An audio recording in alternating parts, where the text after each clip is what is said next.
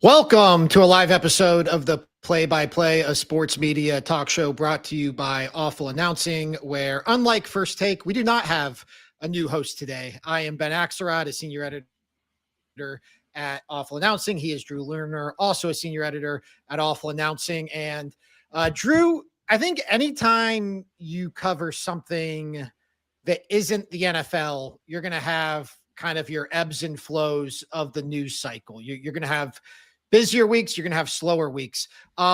This week, admittedly, we've had a few things. It's been a little bit of a slower week. And then it seemed to all come down the pike this morning. We had the announcement that Bruce Pearl is joining CBS Sports and TNT Sports. We had Billy Gill leaving the Dan Le Batard show with Stugotz. We had Stephen A. Smith walking off the set of a News Nation debate last night. We've had a busy morning here at Awful Announcing, but our top story and what we're here to talk about is it's official. Shae Cornette is going to take over for Molly Qerim as the full-time host of First Take. Ryan Glass-Steagall and Michael McCarthy of Front Office Sports broke the story earlier this morning. ESPN confirmed it. Stephen A. Smith announced it officially during the 11 o'clock hour of First Take. I always find it fascinating whenever stuff like this happens, and there's, obviously the start point here would be Molly leaving First Take, and now here we are, we have her replacement. I look back, this stuff always tends to happen like a month directly after it happened. I mean, this is literally a month to the day, I think, that Molly Qerim, it broke that she was leaving First Take. So here we are exactly 1 month later. We have her replacement, her full-time replacement in Shae Cornette. I think we kind of had an idea that this was one of the stronger likelihoods. But Drew, what did you make of this news as it broke this morning? Yeah. I'll be honest. I don't really know what I made of the news. Shae Cornette is not someone that was like on my radar before this, First Take sweepstakes got underway. I think like maybe my only interaction with her in terms of like a sports media consumer was, I believe, at least like a few years ago, she was hosting ESPN radio alongside her spouse, Jordan Cornette, during like NFL Sunday afternoons. So like if I was in my car listening to ESPN radio and I didn't like want to listen to the local game, like I would be listening to Shae Cornette and Jordan Cornette run through scores of NFL games as they're ongoing amid like 30 minutes of commercials per hour. So that was like my only exposure to her prior to, the First Take sweepstakes. But, I think it clearly became like she was like one of the front runners. She had like more experience than most of the other candidates that they were trying out. And, I think ultimately it probably comes down to like, who does Stephen A. Smith want in that chair? And, if you read the press release, Stephen A. seemed pretty comfortable with her. She obviously, had a pretty good run this month, at least good enough to earn the position. So it makes sense to me. And, where I go with this, and Ben, I'd love to hear your opinion, is like, is hosting First Take like a good job to have on television? Because, with the whole Molly Qerim exit, I initially thought like, okay, she wanted to do other things. ESPN was going to like allow that. But maybe they couldn't agree on a number or whatever. And that's where things fell apart. Now, I think last week or maybe earlier this week, like we had Mad Dog saying some stuff about how maybe it was ESPN that actually wanted to move Molly Qerim off of First Take and put her in other roles. And I think Mad Dog called it a demotion. So I think it's less clear like what the impetus of her leaving First Take actually was. But to me, to circle back, I think it gets to the broader point of like, what kind of job is First Take? Like we've seen hosts of these debate shows before, like move on to do other things. Like I think of maybe Jenny Taft over at FS1, who is now like, she's the lead sideline reporter on college football. She's going to be a sideline reporter at the World Cup. Like she's gone on to do big things after hosting Undisputed. I can't really think of too many other examples where like you've had a debate show host go on to do more kind of hard journalism like that. So to me, to get it back to you, Ben, like, is hosting First Take like a good job long term for your career path? Yeah, let me. I want to hit on something you hit on earlier in your answer real quick, because my primary exposure to Shae was her guest hosting First Take. It was when Molly was out, probably for most of the last year, or at any point during the course of the last year. If Molly was out, Shae was typically the lead fill-in, and so when Molly left, that was one of the first names I threw out. Was like, hey, this is the name they rely on here typically. If Molly is out, like, it would make sense that they go to her. So I always thought she kind of had the inside track. It did seem like they made it an open competition. I mean, they tried out Amina Smith, they tried out MJ Acosta, they tried out Peter Schrager. They tried out a whole host of, but it was a different host like every day throughout the week. So they definitely did their due diligence here, but ultimately it wound up in the place that I figured. This would have been my betting favorite for dating back to when Molly first left. So that's ultimately how it did shake out. In terms of, is First Take a good job? I think it's a good job relative to the other opportunities a talent like Shae Cornette would have at ESPN. I mean, she's only been at ESPN since 2020. She came over, had done some work at the Big Ten Network, was primarily a fixture on local stations in Chicago. I mean, has a lot of experience covering the Bears and covering the NFL, comes over to ESPN and kind of gets thrown in the mix as a Sports Center anchor, but not like Elle Duncan, where Elle Duncan has ownership of the six. Obviously not like Scott Van Pelt, where he has ownership of the late night one. Gary and Randy Scott, they lead the charge on the morning one. Like, Shae was one of those talents who was versatile and all over the place and could fill in on First Take, but didn't have like a show attached to her. Like, she's not like the type of talent we've written a lot about throughout. We were joking in our private Slack about, like, we previously had her tagged as Shae Pepler Cornette, which is what she went by. Now she just seems to be going by Shae Cornette.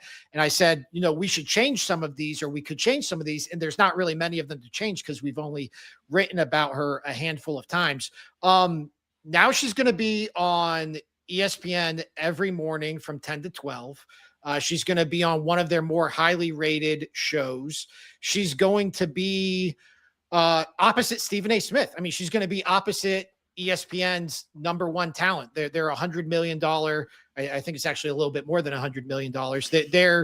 They're top talent. So I think it's a good job in terms of visibility. I think it's definitely a promotion from where she was. I think the question would be almost more broadly about First Take. What is the upside for anyone there other than Stephen A. Smith? Like, is there, because we've seen Max Kellerman leave that show and he's, popping back up now with Zuffa Boxing.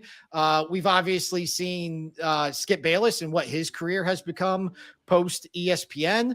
Molly Qerim, like, as we map this out, I don't know where she lands. There's not like an obvious spot. I think like maybe Paramount and the UFC stuff makes sense. She has some history with UFC, but it's like, I wouldn't imagine like the Molly Qerim show to be popping up anytime soon. So I think it's a good job relative to the other opportunities, but I think your concerns and your questions about like, what is the upside here beyond this job? I think it's totally valid, because I think history, both as a host and somebody opposite Stephen A. Smith as a debater, would show you like, this is very much the Stephen A. Smith show. Yeah, you completely read my mind. That's exactly where I was going with this conversation, is like, we've seen, like you said, Kellerman, Skip, like their careers have fallen off precipitously as a result of leaving First Take and, having an unceremonious exit. And if you're thinking about people on the other side of the coin, like who has actually improved their standing in their career by way of First Take, like maybe you think of Ryan Clark and those types of people who have, gotten a bigger platform and expanded out to other things at ESPN. But those are more specialists. Like those are former players that, cover a particular sport, and Stephen A. Smith is giving them a platform that probably allows them to expand their presence on ESPN. When you're talking about a host, now we're getting into different territory. Shae Cornette doesn't really have a specialty like an analyst would have. She obviously has the, history covering the NFL, as you mentioned, but this is almost, to me, I think, like an end game in your career. And who knows, I'm sure First Take is going to exist in some shape or form as long as Stephen A. Smith wants it to, and maybe beyond Stephen A. Smith. But how long does First Take have as like the preeminent debate show, preeminent morning show? That's a big question, because we know where cable TV is going. Like, audiences are only getting smaller. Fewer people are subscribing to this stuff. Unless First Take like somehow makes a major change over to a digital platform and people start watching it there, like First Take isn't exactly a growth property, I would say. Like, This is maybe you're getting in towards the top or near the top, but I know the ratings would say otherwise, and ESPN is probably, if they're listening, going to be upset at me saying this. I think they just had a big press release about how First Take ratings are through the roof. But, I think anyone that's looking at the bigger picture here knows that like these types of shows are not long for this world. There's going to have to be some sort of adaptation. So if I'm Shae Cornette, obviously this is a promotion. This is a great thing for me.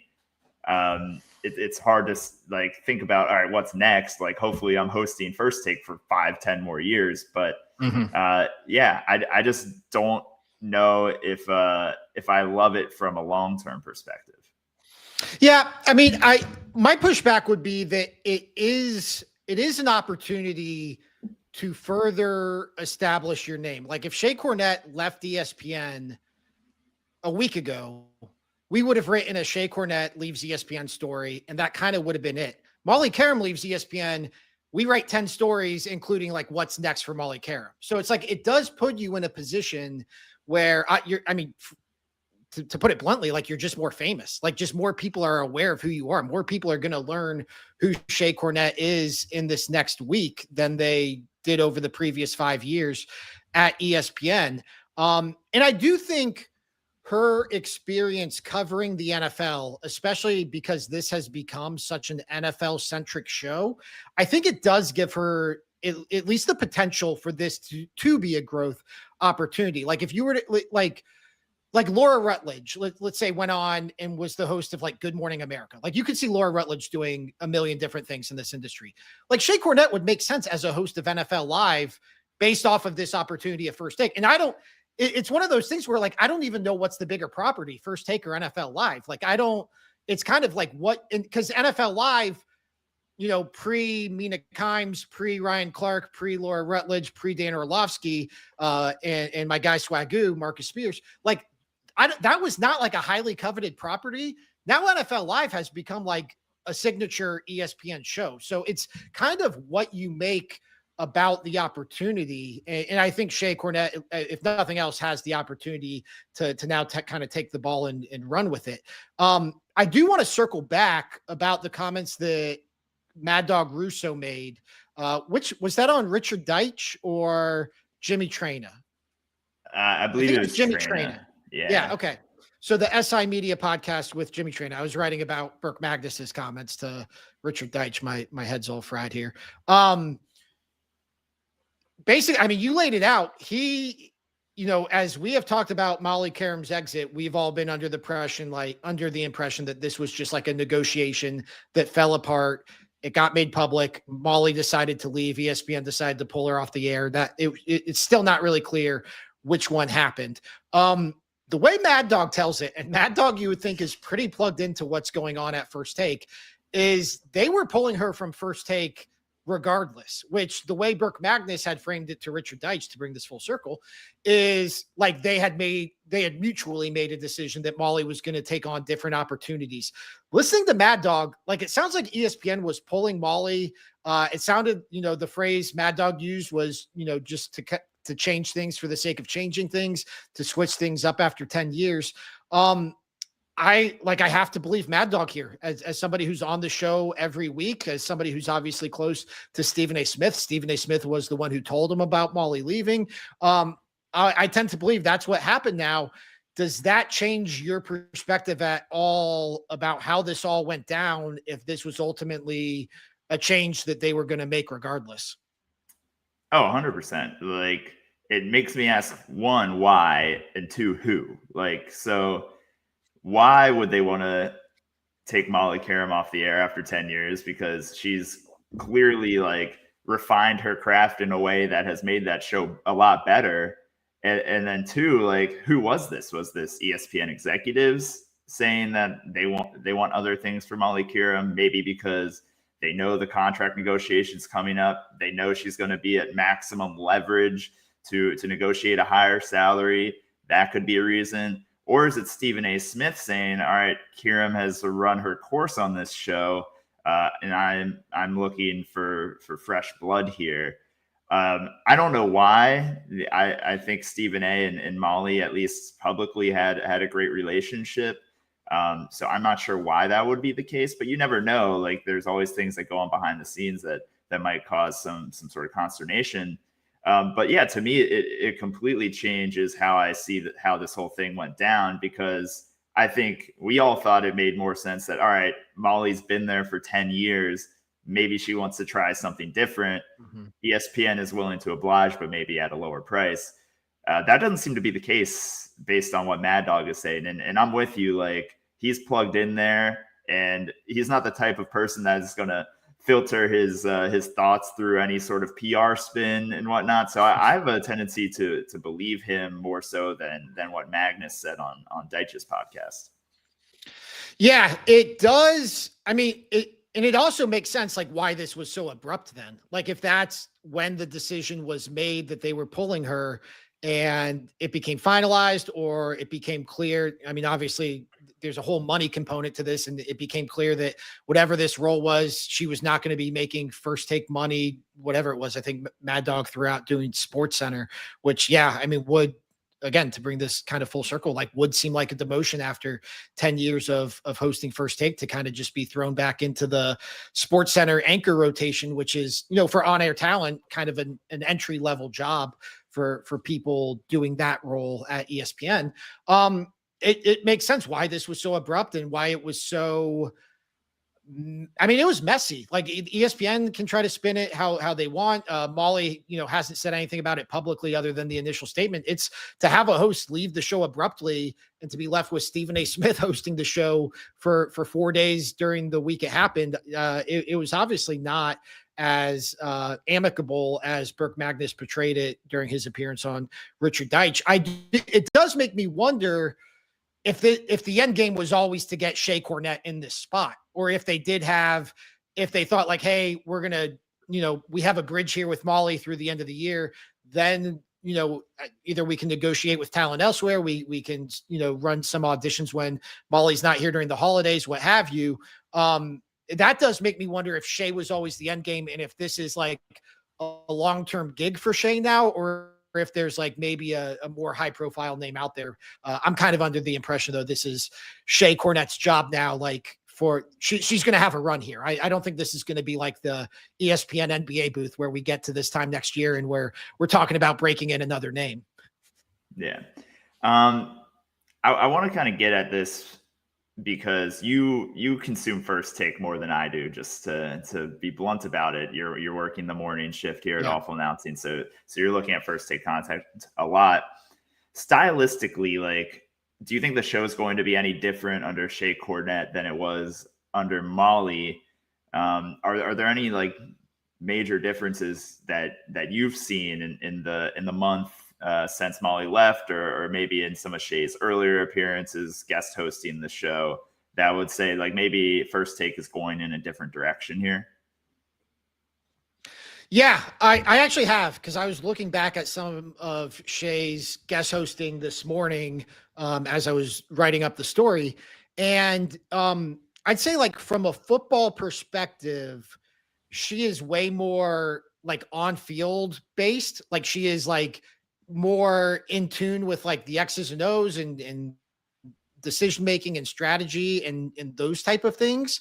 I think Molly and I think both of these things work on the show. It's just a matter of what the show looks like. Molly is more, I'd say, like narrative based. It's more about the personalities and the players and the narratives and the type of things that have become, you know, commonplace and synonymous with ESPN in its embrace debate era. So I do think like Shae stylistically is a fit with like the Dan Orlovsky types and the Ryan Clarks, and they're more like analytical football types.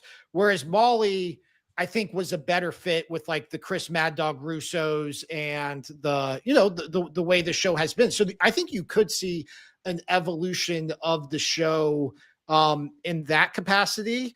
But yeah, that was the big thing that stood out is we talked about this with Courtney Cronin because she's more of a traditional reporter. Shae has those reporting chops. Shae was an NFL Chicago Bears reporter, and I do think that shows up in her hosting. The other part I would say about it, though, is the downside would be if there was a show where there wasn't somebody opposite Stephen A. and it was just Molly and Stephen A. And I don't think that happened all that often, and I don't even know how frequently it ever did happen.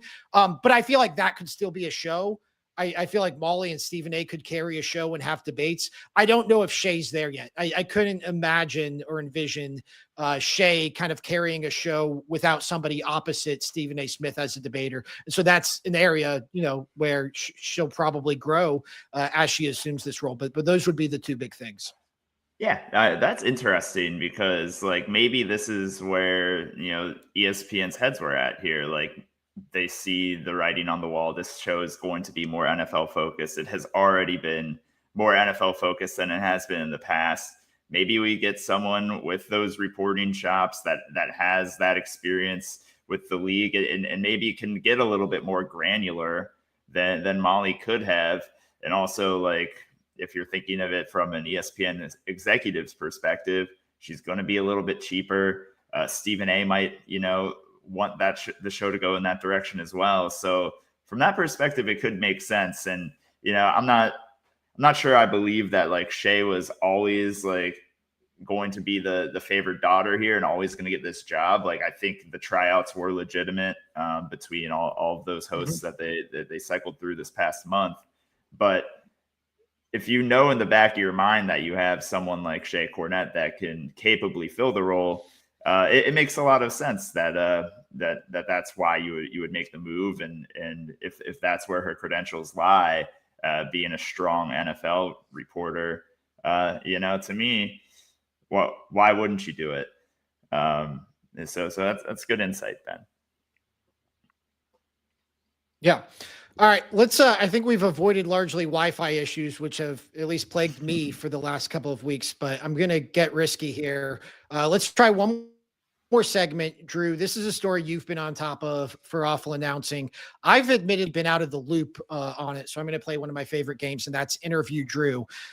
So Drew, the story here is the ESPN app, they're having ads at impromptu times, like it's delaying the live events. What's going on here? So not quite. Credit to the guys at the What Chaos Hockey podcast for discovering this problem and publicizing it, which had me jumping on my phone and contacting a bunch of people at ESPN trying to figure out what the hell was going on.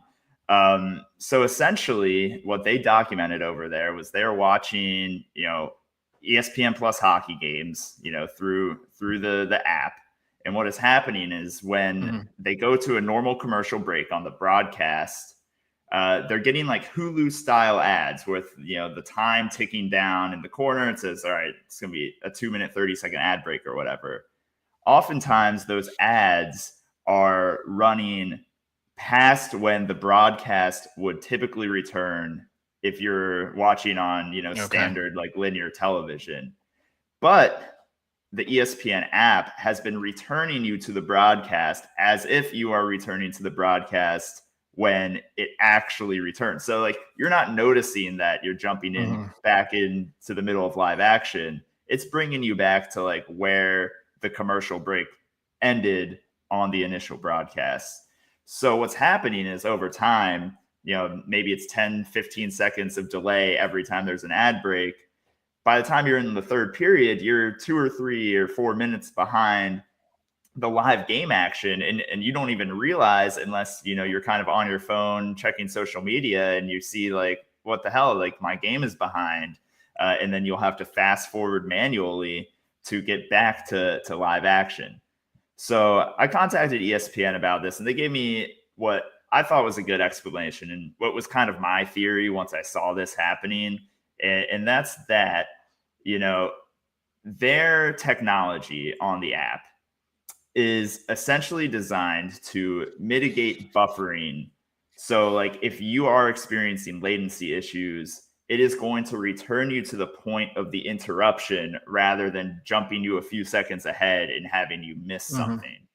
So that's kind of designed to make it like a more seamless, smooth experience that like, even if you are having a bit of latency problems, like it's not going to skip back and forth and it won't be as disruptive. But what is happening now is like if there's buffering during the ads, so let's say a broadcast goes to commercial break and there's like a 5 or 10 second buffer time for the app to load the ads, or if there's buffer time between ads, that is also contributing to this delay. So like you can return from commercial break and maybe the ads took 15 seconds to buffer on your TV, and now you're 15 seconds behind where the live action actually is. So ESPN told me they're aware of the issue. They're looking to address it.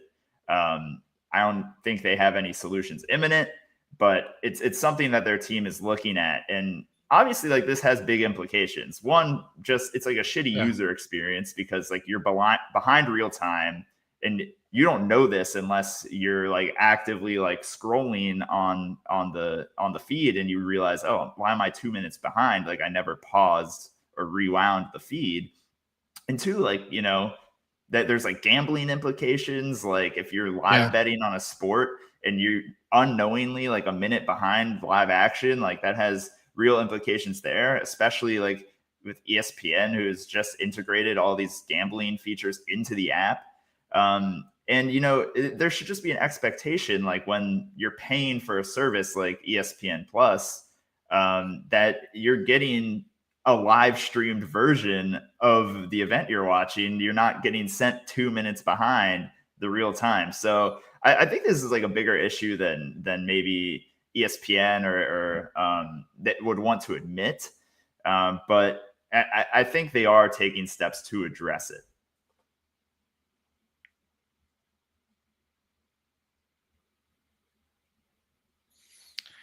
Yeah, that makes sense. And that's something I've noticed because I've actually watched a lot of college football through the app.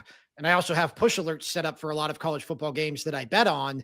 And I've noticed that the push alerts are coming through before the action is happening. And I always for me, I just like as somebody who's used YouTube TV and a bunch of different streaming service, there is always like an expectation that I'm going to be behind to a degree. But I agree that it does like reach a level where it's like, okay, this is like an issue, especially when one of your big selling points is, as you said, the integration of ESPN Bet and the app and syncing those two. Like you can't even do it then if the feed is going to be, a few minutes behind. So that's and it would make sense that like if they're pre-programming ads to last a certain amount of time, whereas on linear, you have probably more flexibility to rush back from a commercial break if game action picks up or if something like that makes sense too, that would be affecting all of this. This is one of those things I always think about, like things I'm going to have to Yeah. Well, this is one of those things I always feel like. Go ahead. I think we're not sunk up right now. Yeah. This is one of those things I always feel like I'm going to have to explain to my kids, like in 20 years, like, yeah, we used to watch sporting events and depending on what service you were on, you might be 2 or 3 minutes behind the other service. Whereas like, I'm sure this will all be sorted out in the next 10 to 15 years. And just like everything will be on some synced up feed. Yeah, you'd hope. And, like you said, it does make sense. Like it's not as if, let's say you're watching a Bruins game on NBC Sports Boston, like ESPN doesn't have any communication to know when they're coming back from break and whatnot, unless they're just taking those local ads from the regional sports network, which they are not. So like, it's easy to see why these problems would persist, but you would think that you implement technology to bring you directly back to live action in the middle of the ad rather than having the full ad play out. And, ESPN doesn't even say that's the issue. They say it's like the buffering stuff. I think it might be a little bit of both. Mm-hmm. Well, who knows? But I don't think it's intentional that ESPN is doing this to like fit more ads or anything in. They're not that dumb. Like this would be such marginal like revenue that they'd be gaining from that. They're not doing this intentionally. I think they are going to make an effort to fix it. So this is what happens when you launch new technology. Yeah, it's actually surprising there haven't been more issues. And I think to your point about this being a bigger deal than maybe a lot of people realize, I think the fact that ESPN is willing to get out in front of it and admit that there are issues going on, that usually is kind of a telltale sign that it is kind of a big deal. So appreciate you being on top of that one. I think we pushed our luck with the Wi-Fi here, so I'm going to wrap this thing up. That's going to do it for today's episode of the Play-by-Play. If you enjoyed the show, tell a friend, subscribe, leave a review. We'll be back with you next week, breaking down all the latest in sports media.